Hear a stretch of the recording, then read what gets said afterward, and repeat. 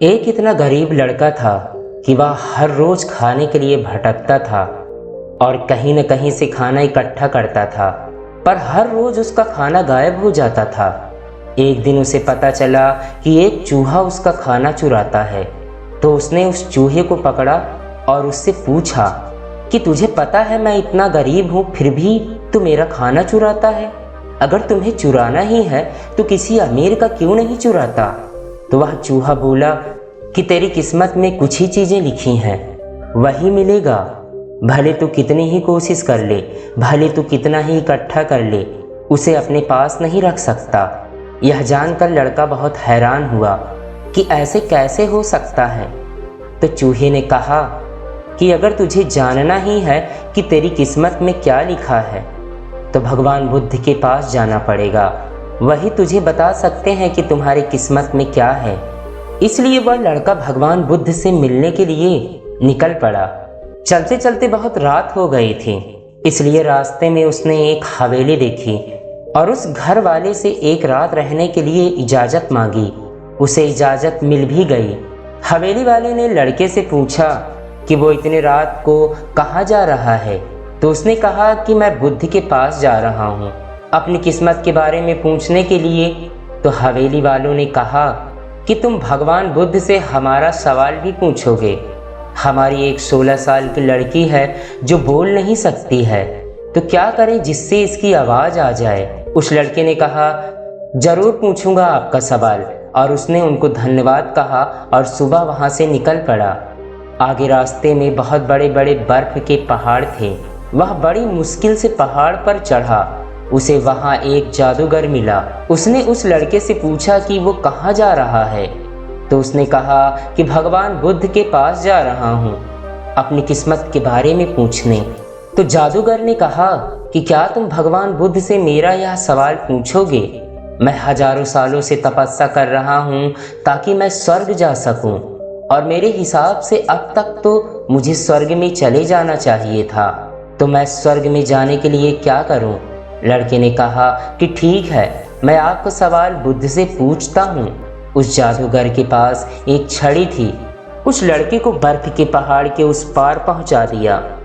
जब वह आगे बढ़ा तो उसके सामने बहुत बड़ी चुनौती थी। वहाँ बहुत बड़ी नदी थी जो वह खुद नहीं पार कर सकता था। तभी उसकी मुलाकात विशालकाय कछुए से हुई। कछुआ उसे लेकर जाने के लिए तैयार हो गया। फिर कछुए ने भी उसे वही सवाल पूछा कि तुम कहाँ जा रहे हो। तो उसने सब बताया। तो कछुए ने भी एक सवाल पूछने के लिए कहा, मैं 500 सालों से ड्रैगन बनने की कोशिश कर रहा हूँ, पर अभी तक नहीं बन पाया, तो मैं ऐसा क्या करूँ जिससे मैं ड्रैगन बन जाऊँ। लड़के ने कहा मैं आपका सवाल जरूर पूछूंगा। कछुए ने लड़के को अपनी पीठ पर बिठाया और नदी के उस पार पहुँचाया। आखिरकार लड़का भगवान बुद्ध के पास पहुँच गया। वहाँ बहुत सारे लोग थे। बुद्ध ने कहा एक व्यक्ति के केवल 3 सवालों के जवाब दूंगा। लड़का एकदम हैरान हो गया। उसे तो 4 सवाल पूछने थे। वह सोचने लगा कि उसे कौन से 3 सवाल पूछने चाहिए। उसने कछुए के बारे में सोचा कि कछुआ 500 सालों से ड्रैगन बनने की कोशिश कर रहा है। जादूगर 1000 साल से स्वर्ग जाने के लिए तपस्या कर रहा है, और वह लड़की बिना बोले कैसे पूरी जिंदगी निकाल सकती है। फिर खुद के बारे में सोचा कि मैं तो सिर्फ गरीब हूँ, मैं तो मांग कर भी अपनी जिंदगी गुजार सकता हूँ, पर कछुआ, जादूगर और लड़की की परेशानियाँ तो मेरी परेशानियों से बहुत बड़ी हैं। तो लड़के ने उनके 3 सवाल भगवान बुद्ध से पूछे। बुद्ध ने जवाब दिया कि कछुआ 500 सालों से ड्रैगन बनने की कोशिश कर रहा है, पर अपने कवच को छोड़ने के लिए तैयार नहीं है। जब तक वह कवच को नहीं छोड़ेगा तब तक वह ड्रैगन नहीं बन पाएगा। वही जादूगर अब तक अपनी छड़ी नहीं छोड़ेगा तब तक वह स्वर्ग नहीं जा पाएगा, और जब तक लड़की को उसका जीवन साथी मिल नहीं जाएगा तब तक वह बोल नहीं पाएगी। यह सब सुनकर लड़का वापस कछुए के पास आया और उसे सब कुछ बताया। तो कछुए ने अपना कवच निकाल दिया जैसे ही कवच निकाला उसमें से कीमती मोती निकले। वह मोती कछुए ने लड़के को दिए और वह ड्रैगन बन गया। फिर जादूगर के पास गया और सारी बात बताई तो जादूगर ने अपनी जादू की छड़ी लड़के को दे दी और वह स्वर्ग में चला गया।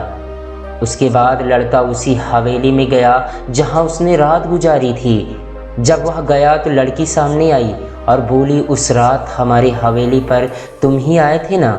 इस तरह लड़के को पैसा, पावर और खूबसूरत जीवन साथी मिल गई। जीवन में कुछ पाने के लिए कुछ देना पड़ता है। जब जादूगर ने छड़ी दी तो उसे स्वर्ग मिल गया। वैसे ही जीवन में कुछ बड़ा करने के लिए अपने कंफर्ट जोन से बाहर आना होता है।